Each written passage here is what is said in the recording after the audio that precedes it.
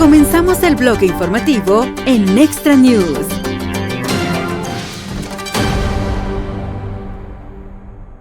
Dos legisladores republicanos cambiaron su voto a Mike Johnson tras la llamada de Donald Trump. El presidente electo Donald Trump llamó ayer a dos legisladores republicanos que originalmente votaron en contra de Mike Johnson para presidente de la Cámara de Representantes. Una decisión que ayudó a convencer a ambos a cambiar sus votos, lo que le dio al republicano de Luisiana lo suficiente para mantener el mazo, informaron varios medios de comunicación. El presidente Donald Trump habló con los representantes republicanos Ralph Norman de Carolina del Sur y Kate Self de Texas, después de que ambos votaran por otros legisladores para presidente de la Cámara. Norman originalmente votó por el representante Jim Jordan, republicano por Ohio, y Self votó por el representante Byron Donalds, republicano por Florida.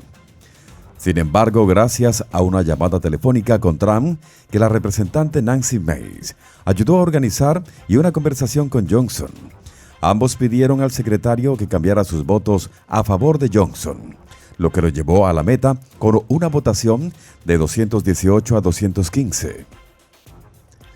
Fiel a su palabra, el representante Thomas Massie, republicano por Kentucky, no votó por Johnson y en su lugar emitió su voto por el representante Tom Emmer, republicano por Minnesota.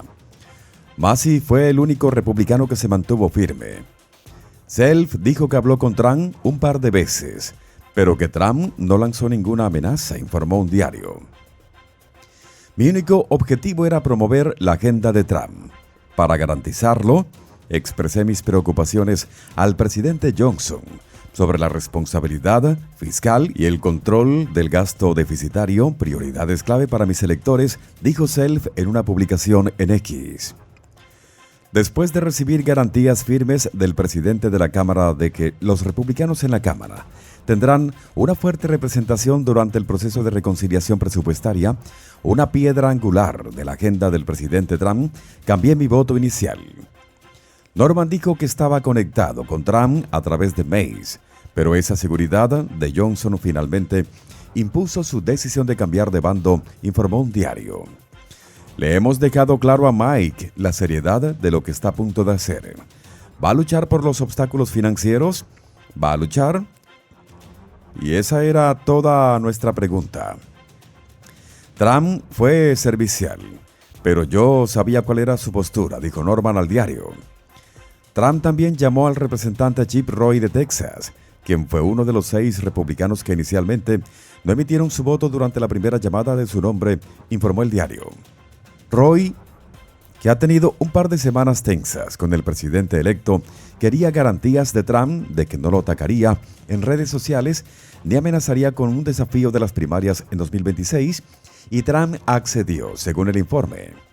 Trump le dijo a Roy que necesitaba votar por Johnson, lo que finalmente hizo. La presidenta Claudia Sheinbaum da marcha atrás y ofrece ayuda para deportaciones en Estados Unidos. La presidenta de México, Claudia Sheinbaum, anunció el día de ayer su disposición a aceptar a extranjeros sin documentos no mexicanos deportados de Estados Unidos. Nosotros no estamos a favor de estas deportaciones, pero si se llegan a dar, porque no todo depende pues, de lo que nosotros decidamos, vamos a recibir a los mexicanos y mexicanas que lleguen a nuestro país y vamos a solicitar a Estados Unidos que en la medida de lo posible, pues los migrantes que no son de México puedan llevarlos a sus países de origen. Y si no, nosotros podemos colaborar a través pues, de distintos mecanismos. Ya habrá momento para hablar con el gobierno de Estados Unidos si realmente ocurren estas deportaciones. Pero aquí los vamos a recibir, y los vamos a recibir bien, y tenemos un plan que ayer dije que en su momento lo íbamos a presentar. Ahora eso es una sorpresa. Esto revierte su postura anterior que instaba a las deportaciones directas a los países de origen de los extranjeros. Por otra parte, ella sabe que el jefe regresará en poco más de 2 semanas. La medida se produce mientras el presidente Donald Trump planea deportaciones generalizadas. Algunos señalan los registros que corren los extranjeros sin documentos deportados en las zonas fronterizas de México, plagadas de hechos negativos, pero supongo que no les molesta que el hecho negativo ingrese a nuestro país. En resumidas cuentas, las deportaciones de Trump se van a producir. La presidenta mexicana Claudia Sheinbaum dijo: Lo posible, pues los migrantes que no son de México puedan llevarlos a sus países de origen. Y si no, nosotros podemos colaborar. Que su país podría aceptar a extranjeros no mexicanos deportados de Estados Unidos, lo que marca un cambio respecto de su postura anterior de instar al presidente electo Donald Trump a deportar a personas de otras nacionalidades directamente a sus países de origen. Trump ha prometido lanzar deportaciones generalizadas, pero los críticos advierten que aumentar significativamente las ya sustanciales cifras de deportaciones planteará importantes desafíos logísticos.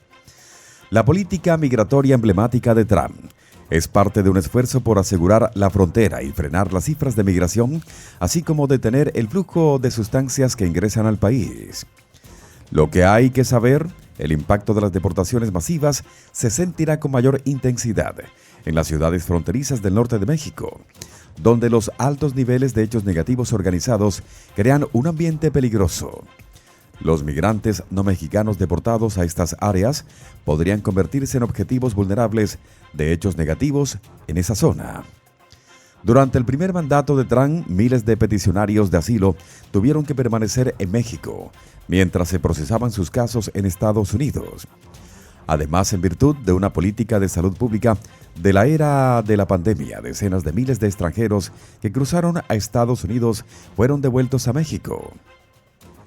En diciembre, Sheinbaum anunció planes para pedir a Trump que deporte a los extranjeros sin documentos no mexicanos directamente a sus países de origen, en lugar de enviarlos a México. Sin embargo, durante una conferencia de prensa el día de ayer, Sheinbaum dijo que México está abierto a colaborar en los casos en que Estados Unidos no pueda deportar a los extranjeros directamente a sus países de origen. Pues fija sentencia de Trump en caso de New York para el 10 de enero, pero no señala cárcel. En un giro extraordinario, un juez fijó ayer la sentencia del presidente electo Donald Trump en su caso de New York para el 10 de enero, poco más de una semana antes de su regreso a la Casa Blanca, pero prometió no encarcelarlo. El juez Juan Merchan, quien presidió el juicio de Trump, señaló en una decisión escrita que sentenciaría al presidente a lo que se conoce como libertad condicional, en la que un caso se desestima si el acusado evita ser arrestado una vez más.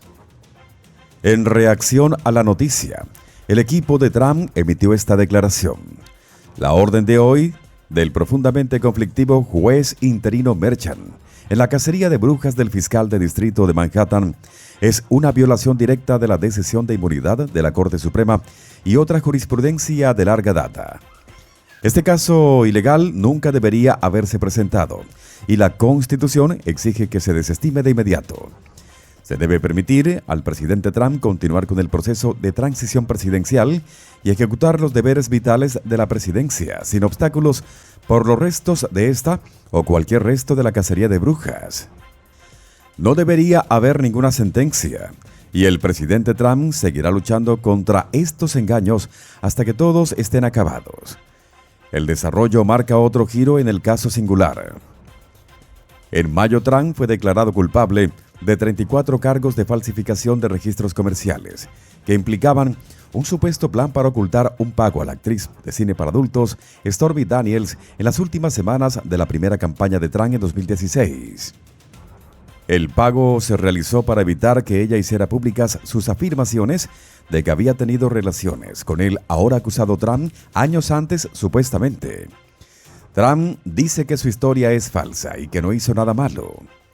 Después de la elección de Trump el 5 de noviembre, Merchan detuvo los procedimientos y pospuso indefinidamente la sentencia para que la defensa y la fiscalía pudieran opinar sobre el futuro del caso.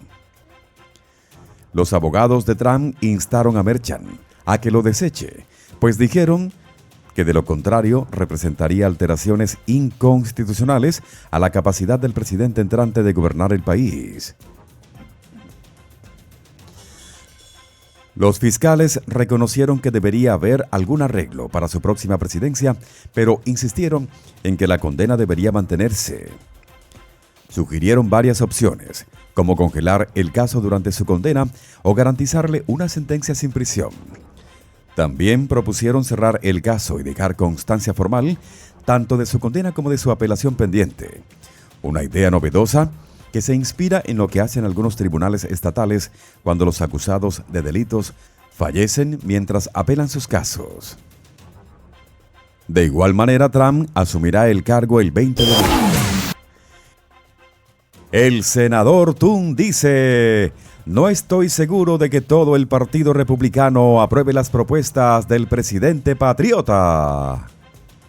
El nuevo líder de la mayoría del Senado, John Thune, dijo que aún no hay claridad sobre si todos los nominados al gabinete del presidente electo, Donald Trump, tendrán el apoyo total de los senadores republicanos. Thune predijo que muchos de ellos lograrán pasar y ya veremos qué pasa con todos ellos. Thune, quien asumió el viernes como líder republicano en la Cámara Alta, cuando el 119 Congreso juró sus funciones, hizo estos comentarios a un medio para una entrevista que se emitirá el día de mañana. Se le preguntó a Thune si sabía de senadores republicanos que podrían no votar para confirmar a Pete Hegseth como secretario de Defensa y o a Kash Patel como director del FBI. No tenemos en este momento, no creo, claridad al respecto, dijo Thune a un medio.